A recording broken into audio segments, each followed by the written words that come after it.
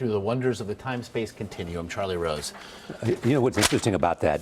It was Bob Gates in a meeting with Donald Trump who suggested he might look at Rex Tillerson because Trump was asking him about the people he was thinking about nominating, including Mitt Romney. And Trump said to Gates, anybody else I might think about? And he said, well, you might take a look at Rex Tillerson. He'd known Rex Tillerson for a long time, including their joint service together for the Boy Scouts of America. Now, he had known him because of that, but also because he was on the ExxonMobil payroll along with Condi Rice. Well, their consulting firm did have did do some occasional consulting. So how did we ask about that too? Right, and so what did he say? Because a lot of people will say that would taint any endorsement from people who, albeit are very respected in former secretaries of state like Jim Baker and Condi Rice. Well, I mean, I think he would say, as he did when I asked him about that very thing. You know, he said we didn't do that much with them. That we're people of integrity, and Rex Tillerson is as well, and we're not on their on their payroll per se. Consult with them. That is something that happens often in terms of people who leave government. They consult with corporations. I think that Robert Gates is a man of great integrity and would not be influenced by some consulting contract they might have had with ExxonMobil. What did he have to say then? I would assume that. Well, what did he have to say about the idea that Rex Tillerson's confirmation hearing will serve as something of a proxy about this larger question of U.S.-Russia relations? Well, it clearly comes. I mean, you heard what he said. I mean, the relation with Russia has been going badly and getting worse, and Putin has been more aggressive, and it's essential in terms of stopping what's going on in Syria, to have some kind of negotiated deal with the Russians, which would involve Bashar al-Assad, and they've been trying to do that. Right, that horse has left the barn. I mean, we watch this humanitarian crisis by the day. Right. It has left the barn except for the fact that the civil war continues. It's not over. It's over with respect to Aleppo. But the only way you're going to get anything done there is some kind of agreement with the Russians. Now, that suggests that they ought to be, and John Kerry has been flying back and forth forever trying to get it done. We had very little leverage on the ground at the time, in recent times when the negotiations were taking place. But what's happened is that this issue of Russian hacking has become, clearly an important conversation in America.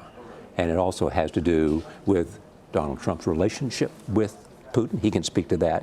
And with all that in the news, here comes the confirmation hearings for a new Secretary of State. How does Secretary Gates believe that will go? I don't think he knows. I mean, I think, obviously it doesn't take that many Democrats to stop. 2 or 3 Democrats could, or Republicans. I mean, they could join and reach. And in the Foreign Relations Committee, it would just take 1 or 2 to turn. That's right. But I mean, he's not a political head counter, Bob Gates. And at the same time, I mean, with respect to the financial ties he may have had and his firm in terms of an endorsement, Condoleezza Rice and Steve Hadley all have sort of said this man would make a good Secretary of State, and we endorse him.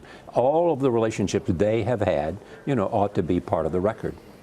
If we then are reworking fundamental ideas, ExxonMobil has been seen as something of a corporate sovereign, right? I asked that question with a foreign Tillerson, policy unto itself. I did an interview with Tillerson in 2013. It was a big book that was written about Exxon, and I interviewed him not about the book. He didn't write the book. The book was critical in some ways of ExxonMobil, but I asked him about the fact that some people say Exxon has its own State Department because he really goes around the world having negotiations with heads of state. That's how powerful. At times subverting State Department policy. It need be also said Rex Tillerson was opposed to Russian sanctions. He was indeed, yes. But I mean, and ought to be questioned why on that. At the same time, he was speaking then as the head of ExxonMobil. If he's Secretary of State, as Bob Gates made clear to me, will be speaking as a representative of the United States government. You're working for 2 very different people there. On the one hand, ExxonMobil, now for the United States of America as Secretary of State. Is it something that Secretary Gates then obviously, he believes that sort of transition will be something of a seamless one then for a Secretary of State, Rex Tillerson? I think so, but I think he believes that we have separation of powers for a very good reason. It is checks and balances. It is also confirmation process is a very valid process. Rex Tillerson ought to be aggressively questioned about what he believes, what his contacts have been, what he has done as the CEO of ExxonMobil, and what he would do as Secretary of State. In the end, it is going to be not his policy, it's going to be the policy of the President of the United States. In a time so fraught, then, I'll get your hair on this one. Did Secretary Gates give you a sense of what it is perhaps he is optimistic about?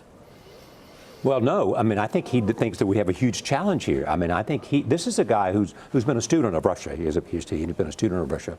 And he said the relationship has deteriorated, and that it's at a very bad point. And the United States has to recognize that. I had on my program last night also Mike Morell, former, as you know, you've interviewed him, former acting director of the CIA and former deputy director of the CIA, who said it's imperative for the United States to respond to the hacking, which he believes that all the intelligence agencies believe came from Russia, and that the United States ought to respond.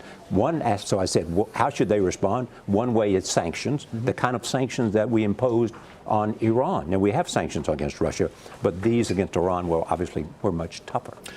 Then perhaps it begets the greater question. It's not so much how to stop the downward spiral of relations between the U.S. and Russia. Should there be any sort of relationship at this point, given what has happened between the United States and Russia? I think it's essential that nations speak to each other.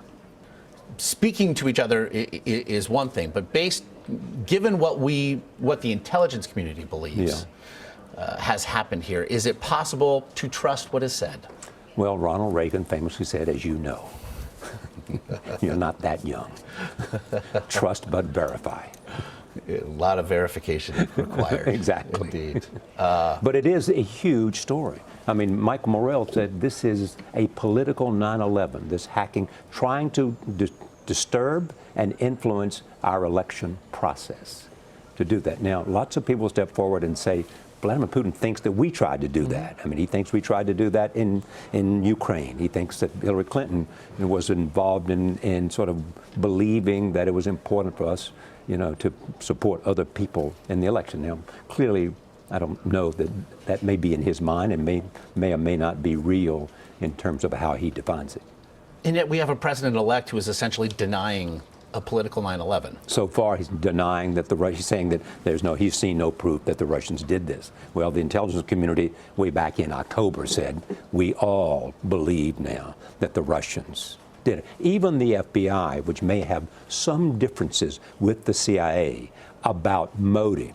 Was it, in fact, to do damage to Hillary Clinton, who they thought would be the winner at that time, as most people did in terms of the polls, or was it, in fact, to elect Donald Trump? So then again, the FBI has basically, as we understand, said that they have not gone so far as to suggest that, in fact, the motive was to elect Donald Trump. Yeah, to meddle. But create chaos, clearly to create chaos and questions and skepticism. You must be getting lots of people saying, get off. No, they're actually saying, stretch, Charlie, stretch. No. It's very apparent then that the confirmation hearing to come for the man suggested by Secretary Gates is going to be a very important discussion to be had for many reasons. But I mean, James Baker said to us yesterday on CTM, the most important thing for a Secretary of State to have is a very good relationship with the President. And he meant the President of the United States, because James Baker was a powerful Secretary of State because he and the President of the United States, George Bush, 41, had known each other since their younger days in Houston. James Baker had been his campaign manager and all of that. So there was complete trust and support. And so when James Baker spoke for the United States, there was no question he was speaking for George Bush. I'll come back if you invite. Say nothing more. Charlie Rose, as always. Thank you, sir. Pleasure to be here. Every day. All right, I'll be here. 3 times a day. And bring Cam Newton's pants.